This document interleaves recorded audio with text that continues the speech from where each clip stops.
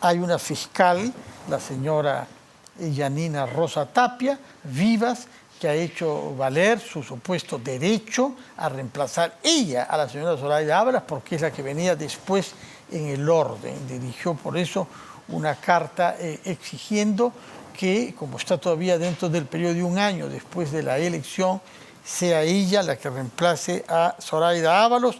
El reclamo que ha sido respondido hace pocos instantes por la Fiscalía de la Nación, la señora Fiorella Cacique Alvisure, secretaria general, que dice, al cabo de unas consideraciones previas, es así que de la revisión de dicha resolución se advierte que la decisión del Congreso de la República ha sido la inhabilitación, mas no la destitución.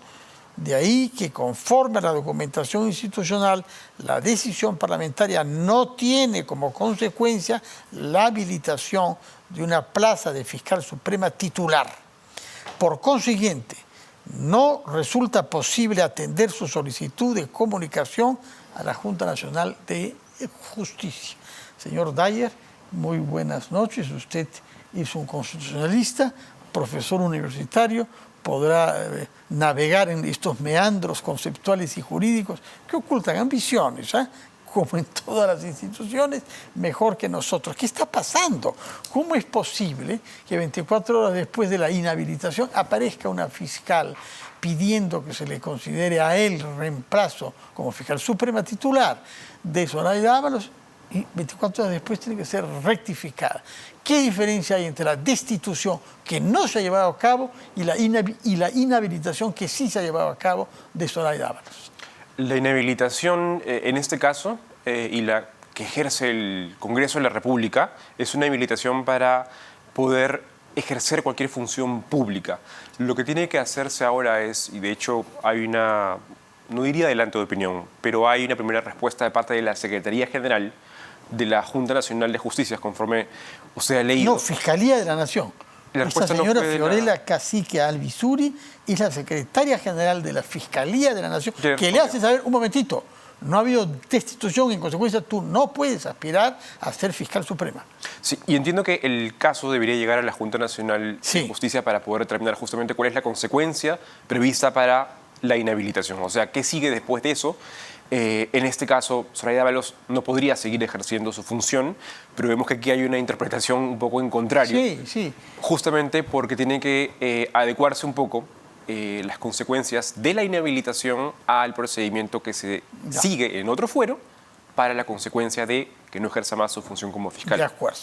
Mientras tanto, la Corte Suprema ha decidido sesionar en sala plena el miércoles próximo para abordar este tema ante la eventualidad, dice el documento que nos han hecho saber, de que se trate de una afectación a la autonomía y la independencia del sistema de justicia. Y estamos ante una afirmación, es cierto que condicional, grave. ¿Cuál es su lectura de los hechos?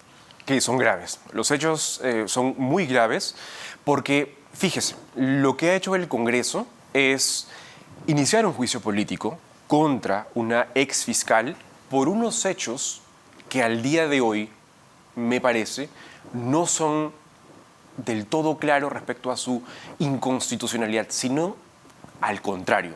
En buena cuenta de lo que se la denunció constitucionalmente fue por no haber hecho las suficientes investigaciones contra el presidente Castillo. Sí. Ahora. Por haber suspendido la investigación. Por haber abierto y suspendido. Sí. Ahora, ¿qué es lo que establece el 117 de la Constitución? Que justamente lo que hace es reconocer solamente algunos casos donde procede la acusación contra el presidente. Son no investigación, sino acusación. Y ese es el tema justo más importante. Sí. Porque en los últimos meses, de repente año, hubo bastantes interpretaciones de algunos penalistas que decían, se puede investigar, no se puede acusar, hay una diferencia ahí. Pero ojo, hay un matiz súper importante desde el punto de vista constitucional. El 117 habla sobre la acusación y para la acusación de estos altos funcionarios a la que se refiere la Constitución es solamente la acusación del Pleno del Congreso, o sea, el Congreso mismo. Es esta acusación del Pleno la que habilita a futuras investigaciones. O sea, si no hay esta acusación, no hay las investigaciones. Y eso estaba clarísimo durante buen tiempo, hasta que en los últimos 5 años ha habido o se ha desatado esta guerra entre poderes y han surgido ciertas interpretaciones, las últimas, que decían justamente eso. No, es que ahora, bajo unos lentes desde el derecho penal, una cosa es acusar y otra cosa es investigar. Es una interpretación errada, porque el 117 habla sobre la acusación constitucional, solamente por los 4 supuestos donde lamentablemente no está actos de corrupción. No. No está. Entonces, si es que se incorporase ese supuesto, se hubiese podido acusar y luego investigar. Entonces, lo que hizo Zoraida Ábalos en ese momento era ir incluso un paso más allá de lo que se vio antes, que era aperturar una investigación a pesar de que no era uno de los 4 supuestos de los que habilita el 117. No pudo continuar con la investigación porque eso estaba fuera de sus competencias, para resumir. Pero si tuvo la competencia de abrir la investigación, ¿por qué no tendría de llevarla a cabo? A mi juicio no debió haberla abierta, siquiera. No debió haberla abierta. Esa fue su decisión. Imagino que luego hizo un análisis y dijo, si llevo actos de investigación, no tengo un sustento constitucional. Pero ¿cómo? Si Pablo Sánchez lo hizo y luego Patricia Benavides sigue haciéndolo y nadie ha objetado. Lo que hizo Patricia Benavides respecto del presidente fue una denuncia. Planteó una denuncia ante el Congreso justamente persuadida por algunas voces públicas de algunos abogados penalistas que dijeron eso. Hay una distinción entre acusar y una distinción entre investigar. Sí se puede en virtud de esta convención de las Naciones Unidas contra la Corrupción, por ejemplo. Que es una interpretación, a mi modo de ver, que estira mucho la figura. Entonces sí está clarísimo que en nuestro ordenamiento las 4 causales nos quedaron cortas, dada la realidad política. Salir del territorio, ni impedir las elecciones, disolver el Congreso. Exacto, quedan cortas. Sí. Se necesitaba una reforma. Pero eso creo que en modo alguno puede decir, usted debió hacer algo que el 117 no le permitía, que es lo que hizo el Congreso. Al sancionarla, lo que le está diciendo es, usted debió ir más allá del 117. Pero eso es justamente un absurdo constitucional. Eso hubiera supuesto que ella proceda de una forma más allá de sus competencias, de acuerdo a lo que la Constitución le decía.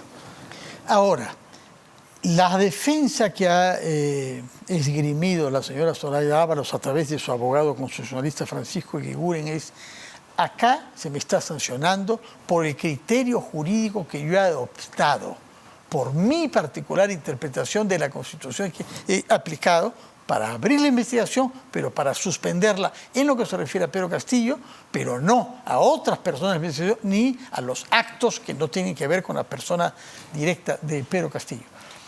¿Es una lectura correcta de un error constitucional cometido por el Congreso?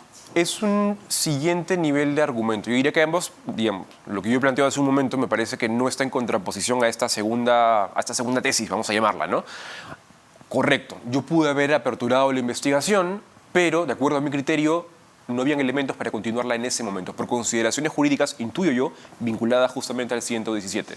Entonces, hoy por hoy, y esto es una reacción también de parte de la Corte Suprema, se ha interpretado que el Congreso de la República puede justamente debatir en un juicio político sobre decisiones técnicas de carácter fiscal o de carácter judicial. Y esta ventana que se abre sí es una ventana muy peligrosa. Entonces, más allá de que los congresistas... Peligrosa porque para usted significa abolir la independencia de los jueces y fiscales. Digamos que, no sé si abolir completamente, pero sin duda se abre una puerta para poder cuestionar en un fuero que no es el competente. Si uno quiere cuestionar una decisión fiscal, el fuero competente es el fuero fiscal o judicial, pero no el congresal. Si es una decisión de razones técnicas, ese no es el fuero. Entonces se debilita, diría yo, se compromete la independencia fiscal completamente. Y esto que dice usted vale tanto para el tema constitucional, infracción constitucional, como para delitos eventuales, porque se le reprocha omisión de funciones, que es un delito, no es infracción constitucional, ¿no? La defensa iría, intuyo yo, no soy penalista, pero iría por el mismo lado. No puedo omitir de hacer algo que la Constitución no me permite hacer. Y creo que ahí descansaría la defensa completa de Zoraida. ¿Qué puede pasar en esta reunión de la Sala Plena de la Corte Suprema? Es un poco especular mucho, pero yo creo que va a haber un pronunciamiento categórico en contra de la decisión del Congreso porque ya se ha mencionado públicamente. esto es un precedente. ¿Y qué significa que la Corte Suprema se pronuncie sobre una decisión tomada por el Congreso? No puede tomar una decisión fuera de un caso, no le ha llegado ningún caso. Para poner, de repente, explicar eso a la ciudadanía. Es un pronunciamiento. Exactamente. Si por ahí va la pregunta, exactamente, es un pronunciamiento. ¿Pero puede llegarle un caso? Primero tendríamos que ver, justamente, estamos hablando de un caso individual al día de hoy, que es el caso de la exfiscal Zoraida Ábalos. Entonces ella podría, y me imagino que con su abogado está viendo justamente la vía correspondiente en sede judicial, sin duda. Y eso iría primero a primera instancia, iría probablemente a un juez constitucional, porque se le han vulnerado sus derechos fundamentales, y luego iría... Pero como fiscal suprema, ¿no tiene acceso directamente a una instancia más elevada del Poder Judicial? He escuchado incluso que lo que ella desea hacer es ir a la justicia internacional. Entonces, ¿pero puede ir sin pasar por la sede nacional? Tendría que pasar primero por la sede nacional. Bueno, veremos entonces qué decide la Sala Plena de la Corte Suprema el miércoles a propósito de la decisión tomada por el Congreso, que es la inhabilitación política de la señora Zoraida Ábalos, fiscal suprema y exfiscal de la Nación.